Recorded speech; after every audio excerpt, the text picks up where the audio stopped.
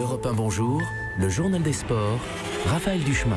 Et Jérôme Lacroix avec le choc du jour. L'image rappellerait presque Schumacher-Batiston en 1982. Choc très violent hier soir à Lyon en Ligue 1 de football entre Anthony Lopez, gardien lyonnais, et Kylian Mbappé, joueur du PSG. Mbappé a dû sortir sur civière dès la demi-heure de jeu. Il était sonné.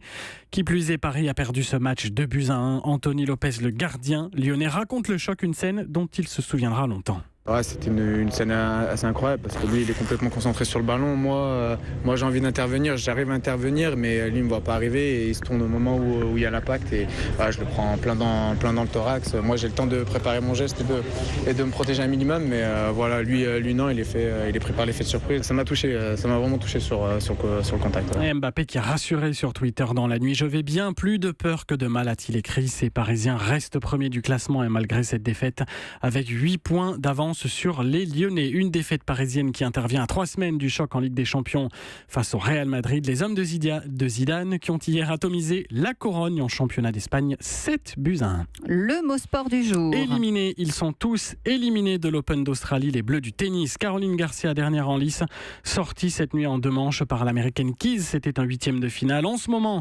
sur le court, Roger Federer joue pour une place en quart de finale. Le Suisse face au Hongrois Marton Fucsovics, 25 ans, 80e mondial, sur place pour Europe 1. Myrti Rambion, racontez-nous, il résiste plutôt bien, le Hongrois, pour l'instant. Ah, effectivement, Jérôme, puisqu'après un petit peu plus d'une demi-heure de jeu, 32 minutes exactement sur la Rod Laver Arena ici à Melbourne, eh bien Marton Fucsovics n'a toujours pas perdu sa mise en jeu.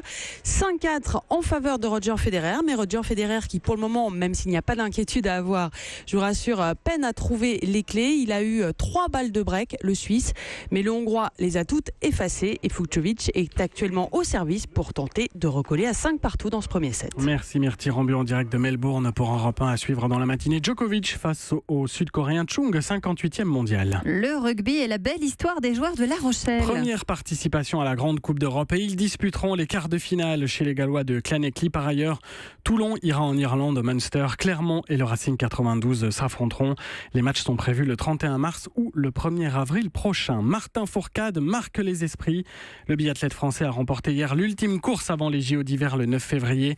C'était la Mass Start d'Anterselva en Italie. Il s'est imposé devant son grand rival, le Norvégien Johannes Bö.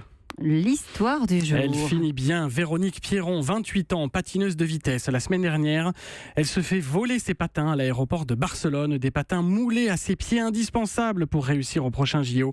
Eh bien, ils ont été retrouvés et restitués par la police catalane au grand soulagement de la championne. C'était le journal des sports de Jérôme Lacroix.